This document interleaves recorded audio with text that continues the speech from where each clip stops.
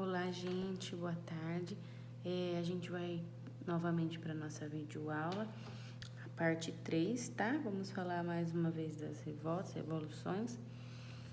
Vamos falar hoje também de mais 5 temas, tá, gente? Então, vamos lá. O primeiro que a gente vai falar é da Guerra dos Farrapos, tá? Vamos lá. A Guerra dos Farrapos, ou Revolução Farroupilha, foi a mais longa rebelião do período regencial no Brasil.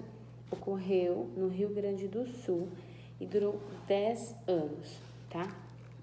Foi de 1835 até 1845, época que compreende a regência de Feijó e o segundo reinado, tá? O termo farrapo, gente, se referia aos trajes maltrapilhos que o exército rebelde usava, tá? Por isso, então, que é farroupilha, que vem, né, das roupas que eles diziam que seriam farrapos, né?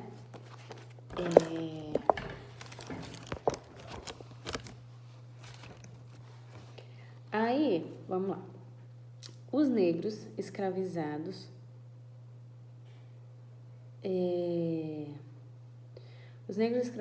também foram recrutados para lutar sob promessa de liberdade no caso de vitória desta guerra contra o Império.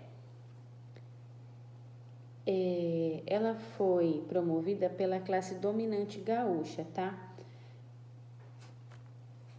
Que constituída por donos de estâncias, né? Estâncias, né? Grandes propriedades rurais, propriedades de gado, de negros, enfim.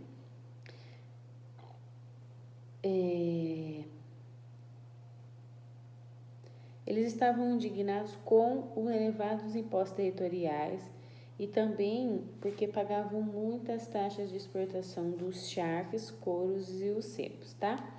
Os estanceiros protestavam, pois o charque gaúcho devia pagar 25% de impostos, enquanto que o uruguaio pagava somente 4% para ser vendido no Rio de Janeiro.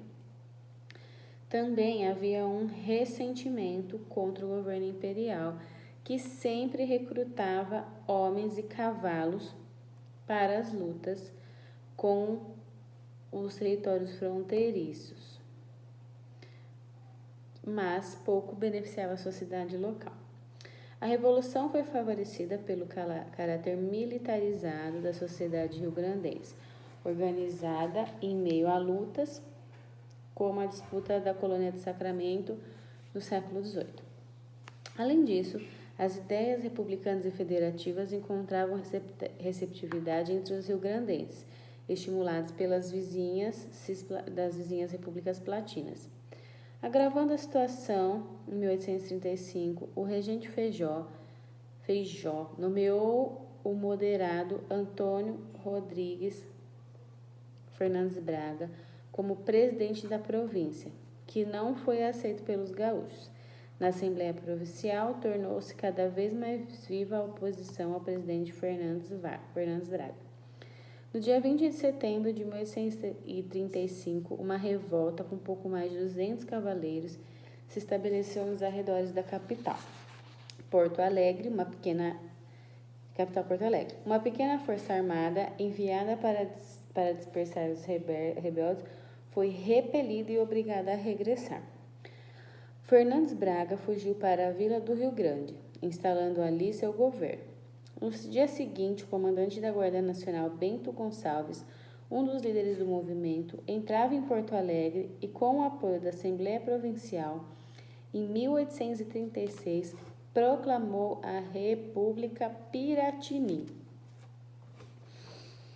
Diante da situação, o regente Feijó nomeou um novo presidente para a província, José de Araújo Ribeiro, futuro visconde do Rio Grande. A guerra continuou e os legalistas conseguiram prender vários chefes rebeldes, entre eles Bento Gonçalves, que foi mandado para o Forte do Mar, onde fugiu nadando. Em setembro de 1837, Bento Gonçalves regressa para o sul.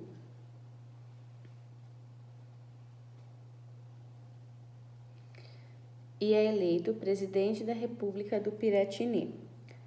A luta era cada vez mais popular e com o apoio do revolucionário italiano Giuseppe Garibaldi, o movimento se propagou.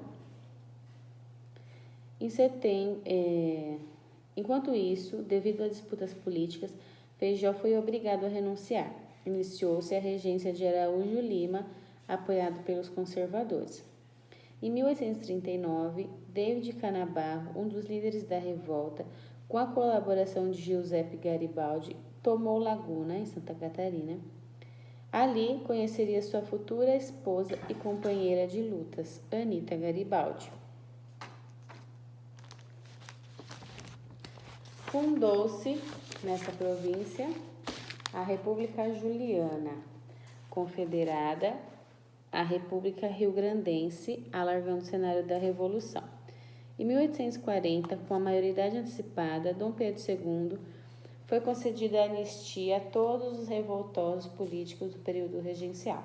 Então, o novo presidente do Rio Grande do Sul, Álvaro Machado, nomeado pelo governo imperial, tentou convencer os rebeldes a terminarem a guerra e aceitar a anistia, mas nada conseguiu.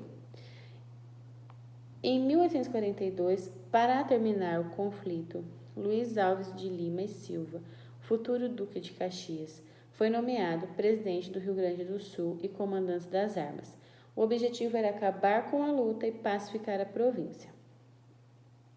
Diante das derrotas, os farroupilhas negociaram o fim do conflito com o governo imperial. No entanto, faltava solucionar a questão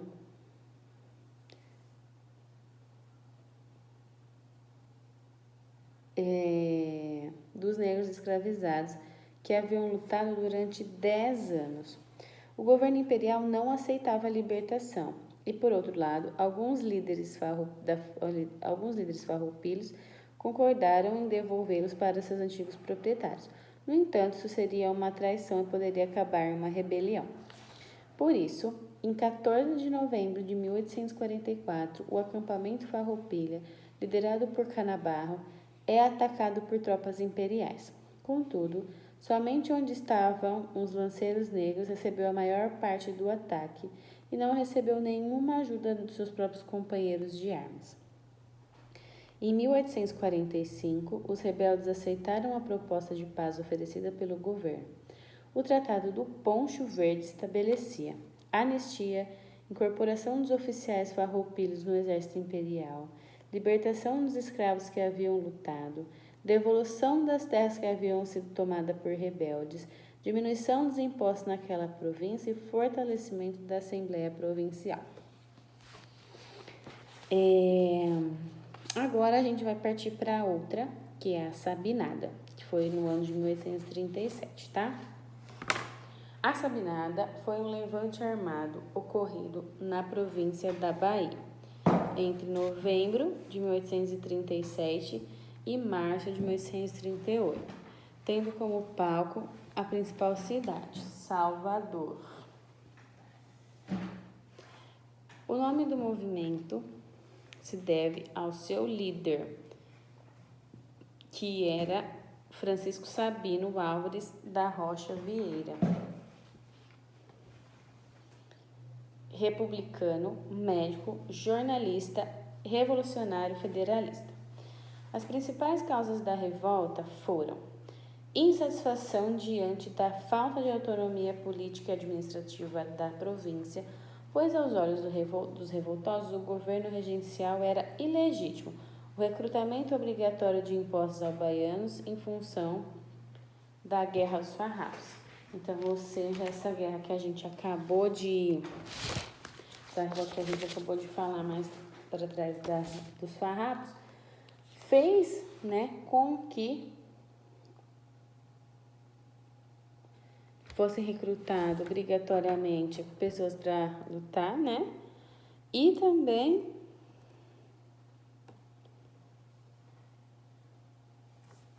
né, foi imposto que eles fossem batalhar na guerra, que eles não gostavam. Na guerra não, né?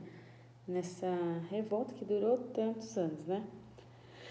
Enfim, essa medida foi uma rebelião regencial, período regencial, junto com a Balaiada, no Maranhão, a Cabanagem no Pará e a Farroupilha, no Rio Grande do Sul. Porém, ela se diferencia dos movimentos acima porque não tinha intenção separatista. A intenção dos revoltosos era apenas constituir uma república baianense, até Dom Pedro II alcançar a maioridade. Portanto, sua insatisfação foi estritamente dirigida ao governo regencial. Além disso, é preciso notar que a Sabinada não pretendia romper com a escravidão, pois desejava o apoio das elites escravocratas, o que não ocorreu. Entretanto, isso afastou a população escrava, da qual foi convencida pela promessa de concessão de liberdade aos que lutassem e apoiassem o governo republicano. Não foram convencidas, né, que participaram da Farroupilha, que entraram e não tiveram. Alguns tiveram, né, gente? Vamos lá. Dessa maneira, o levante contou com a adesão de camadas médias urbanas, principalmente oficiais, militares, funcionários públicos, profissionais liberais, comerciantes, artesãos e uma parcela da camada mais pobre da população. No dia 7 de novembro de 1837, um grupo de revoltosos, comandados por Francisco Sabino, se sublevaram em Salvador. Esse grupo conquista a simpatia das tropas do Forte São Pedro, as quais aderiram ao movimento e auxiliaram na conquista da cidade. Por sua vez, a primeira força legalista enviada para debandar os amotinados acabou se ajuntando e a eles engrossando mais ainda suas fileiras. Assim, a Câmara Municipal ocupada, Sabino foi nomeado secretário de governo da República Baiana. Em seguida, nomeia 2 líderes para o seu governo: Daniel Gomes de Freitas como ministro da Guerra e Manuel Pedro de Freitas Guimarães, ministro da Marinha. Num período de 4 meses, os revoltosos conquistaram diversos quartéis militares no arredor de Salvador. Enquanto isso, as forças legalistas se reagrupavam no recôncavo baiano para o contra-ataque. Com efeito, no dia 16 de março de 1838, teve início a ofensiva regencial, com o bloqueio terrestre e marítimo da cidade. Assim que foi sentida, a imigração maciça da população de Salvador começou. Em pouco tempo, houve escassez de alimentos. Com a ajuda do exército e de milícias, as forças governamentais reconquistaram a cidade. A revolta foi duramente reprimida e deixou um saldo de aproximadamente 2.000 mortes e 3.000 prisões. Os principais líderes do movimento foram condenados à pena de morte ou prisão perpétua e alguns foram de fato executados e degradados. Ainda houve quem conseguisse fugir e se juntar à Revolução Farroupilha. Agora vamos falar sobre a Balaiada.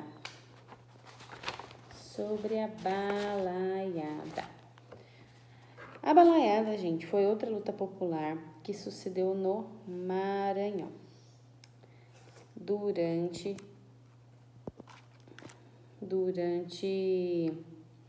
os anos de 1838 a 1841. A revolta surgiu como um levante social por melhores condições de vida e contou com a participação de vaqueiros, escravos e outros desfavorecidos. O nome da luta popular provém dos balaios, nome dos cestos fabricados na região.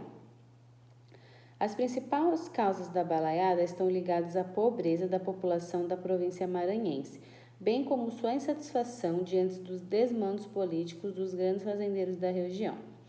Estes lutavam pela hegemonia política e não se importavam com a miséria da população, a qual ainda sofria com injustiças e abusos de poder pelas autoridades. Aquela elite política estava dividida entre 2 partidos: bem-te-vis, liberais, que apoiavam indiretamente os balaios no início da revolta, e cabanos, conservadores, que estiveram contra os balaios. Enquanto os dois partidos lutavam pelo poder da província, a crise econômica se agravou ainda mais pela concorrência do algodão norte-americano. Isso provocou uma situação insustentável entre as elites e a população carente. Apesar dessa situação, os ruralistas instituíram a Lei dos Perfeitos. Ele permitia a nomeação a Lei dos Prefeitos, gente. Ele permitia a nomeação de prefeitos pelo governador da província e causaram vários focos de revolta, dando início à balaiada. Já sabemos que a balaiada cresceu de uma firme liderança, contudo, algumas figuras se destacaram no levante, especialmente pela capacidade de empreender estratégias de guerrilha contra as forças imperiais. Um dos líderes de maior destaque foi também aquele que acendeu o estopim da revolta balaiada. Ao ter o irmão detido em Vila da Manga, o vaqueiro Raimundo Gomes e seus amigos atacaram a cadeia pública da vila. Libertaram todos os prisioneiros no dia 13 de dezembro de 1838, se apossando de um número considerável de armas e munições.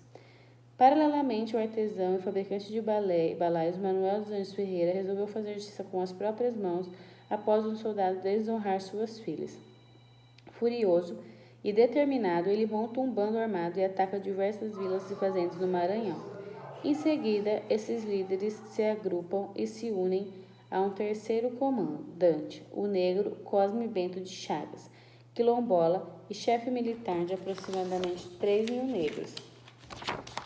Em 1839, após um período de vitórias, nas quais capturaram algumas vilas importantes, como a Vila de Caxias e Vargem Grande, os revoltados estabeleceram uma junta provisória. Contudo, o movimento começa a apresentar sinais de enfraquecimento após a morte de Manuel dos Anjos, o balaio, atingido por um projétil durante um dos conflitos. Neste mesmo ano, assume a liderança o ex-escravo Cosme, o qual se retira do combate e leva suas forças para o sertão. A situação dos revoltosos piorou ainda mais quando o experiente militar coronel Luiz Alves de Lima e Silva, futuro duque de Caxias, assume o comando das tropas do Maranhão, Piauí e Ceará. As tropas eram compostas de 8.000 homens bem armados, no dia 7 de fevereiro de 1840. Não sem esforço, o coronel derrota Raimundo Gomes, o qual, cercado e isolado, se rende e entrega a Vila de Caxias às tropas oficiais. É o início do fim.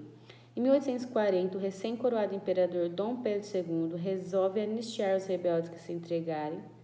Imediatamente, mais de 2.500 balaios se rendem. Com isso, Luiz Alves de Lima e Silva esmaga definitivamente aqueles que continuavam lutando em 1841. Neste mesmo ano, Cosme Bento é capturado e enforcado. Por sua vez, o vaqueiro Raimundo Gomes é expulso da província e morre a caminho de São Paulo. Ao retornar vitorioso à capital, o coronel Luiz Alves de Lima e Silva recebeu o título de Barão de Caxias por ter sufocado a revolta social. Então, o famoso Duque de Caxias, que todas as cidades têm uma rua que se chama Duque de Caxias, né, veio da balaiada que ocorreu na Bahia, que foi, né, no seu teor central, descontentamento com a pobreza e a miséria que eles viviam lá. E aí, esse coronel, né, que conteve essa revolta, tá? Agora a gente vai falar sobre a Revolução Praieira, tá, gente? A Revolução Praieira, ou Insurreição Praieira do Pernambuco. Então, hoje a gente já falou, vamos retomar, né? A gente falou da Farroupilha, que aconteceu lá no Rio Grande do Sul. Falou também da Sabinada, que aconteceu lá na Bahia. Falamos da Balaiada, que aconteceu no Maranhão. E agora vamos falar da Revolução Praieira, que aconteceu no Pernambuco, tá, gente? Representou um levante armado de caráter liberal e republicano. Liderada por Pedro Ivo Veloso da Silveira, a revolta ocorreu na província de Pernambuco no final do período do Brasil Império, durante o segundo reinado, que é o governo de Dom Pedro II, entre os anos de 1848 e 1850. Foi considerada a última revolta do período imperial, tendo como principal objetivo pôr fim ao sistema político vigente das elites conservadoras, onde o poder local era monopolizado pelas famílias aristocráticas, Cavalcante e Rego Barros. O termo praieira associado à revolta remete ao nome da Rua da Praia, onde era a sede do Diário Novo, principal meio de comunicação do grupo liberal, o qual receberam o nome de praeiros. Em resumo, a Revolução Praieira representou um choque político entre liberais e conservadores. Em fins do segundo reinado, a população de Recife se encontrava insatisfeita com o aumento da desigualdade social, o controle e o monopólio político e comercial de Portugal, entre outros problemas. Assim, quando foi eleito governador da província de Pernambuco em 1845 pelo Partido Conservador, Antônio Chinchorro da Gama despertou grande satisfação na população, sobretudo dos liberais que ocuparam o poder no período de 1844 a 1848. A partir disso, com o apoio dos federalistas, socialistas, republicanos e os setores populares, os liberais almejaram primeiramente destituir Chinchorro do cargo. Ao lado de Pedro Ivo, líder militar da revolta, estavam Borges da Fonseca, com quem escreveu o Manifesto ao Mundo, o deputado Joaquim Nunes Machado, influenciados pelo socialismo utópico do qual destacavam-se pensadores Pierre Joseph, Robert Owen e Charles Fourier. O Manifesto ao Mundo foi publicado em 1849 e trazia a reivindicação do grupo liberal a saber, voto livre universal, liberdade de imprensa, o trabalho como garantia de vida para os cidadãos, o comércio a retalho só para cidadãos brasileiros, harmonia e efetiva independência dos poderes políticos, extinção do poder moderador, nova organização federalista, reforma do poder judicial, assegurando o direito dos indivíduos e cidadãos, extinção da cobrança de juros, extinção do atual sistema de recrutamento militar e expulsão dos portugueses. Então, essa era as principais reivindicações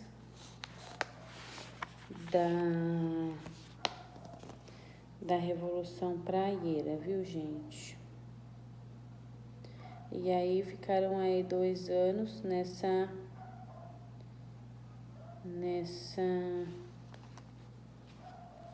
manifesto, tá?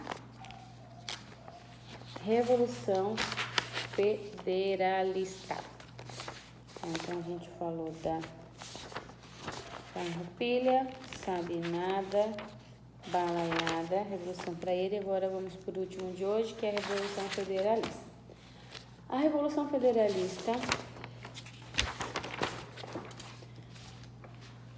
que aconteceu em 1893, ocorrida durante o governo de Floriano Peixoto, no período denominado República da Espada, foi uma guerra civil gaúcha disputada entre os federalistas, que eram os maragatos, e os republicanos, os pica-paus. Representa uma das mais violentas e sangrentas revoltas travadas no sul do Brasil. A revolução durou 2 anos e meio, de fevereiro de 1893 a agosto de 1895. O estopim foi a tentativa de tomar a cidade de Bagé, no Rio Grande do Sul, pelos maragatos, devido à sua posição estratégica. Dali, o movimento se espalhou por Santa Catarina e Paraná. A Revolução terminou em agosto de 1895 no governo de Prudente de Moraes, que recebeu a alcunha de pacificador. Prudente de Moraes assinou um tratado de paz com os maragatos em 23 de agosto de 1895. Na cidade de Pelotas, Rio Grande do Sul, ali foi estabelecida a derrota dos maragatos para os pica-paus, bem como a anistia aos envolvidos. Os federalistas foram chamados de maragatos pelos republicanos. Maragato é um termo usado no Uruguai para indicar os espanhóis oriundos localizados de Maragataria, na província de León, na Espanha. Os maragatos faziam parte do Partido Federalista do Rio Grande do Sul, fundado em 1892. Eles estavam insatisfeitos com a ascensão de Floriano Peixoto à presidência após a renúncia de Deodoro. Da mesma forma, eram contrários ao sistema de governo presidencialista centralizado. Portanto, queriam a deposição do republicano Júlio de Castilho, eleito presidente do Estado, e ansiavam por um governo federalista, sobretudo com a descentralização do poder. Foram liderados por Gaspar da Silveira Martins e Gumercindo Saraiva. Por sua vez, os republicanos, ou pica-paus, foram apelidados assim devido à vestimenta composta de roupa azul e cape vermelho, que lembrava os pássaros. Também eram chamados de legalistas chimangos, nome de uma ave do Rio Grande do Sul, ou castilitas, referente ao líder do movimento Castilhos, e estavam ao lado do presidente Floriano Peixoto. Os pica-paus acreditavam na consolidação do sistema republicano instalado em 1889 na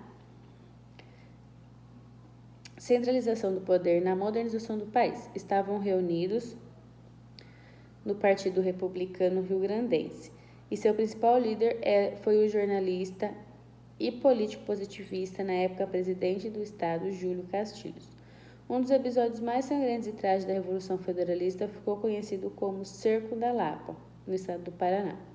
Durante 26 dias, de 14 de janeiro a 11 de fevereiro de 1894, os Maragatos, liderados por Silveira Martins, e Pica-Paus, liderados pelo coronel Gomes Carneiro, se enfrentaram. A batalha começou com a invasão dos Maragatos no estado do Paraná, onde tomaram brevemente a capital, Curitiba. Com a chegada do reforço das tropas republicanas oriundas de São Paulo, os Maragatos foram massacrados.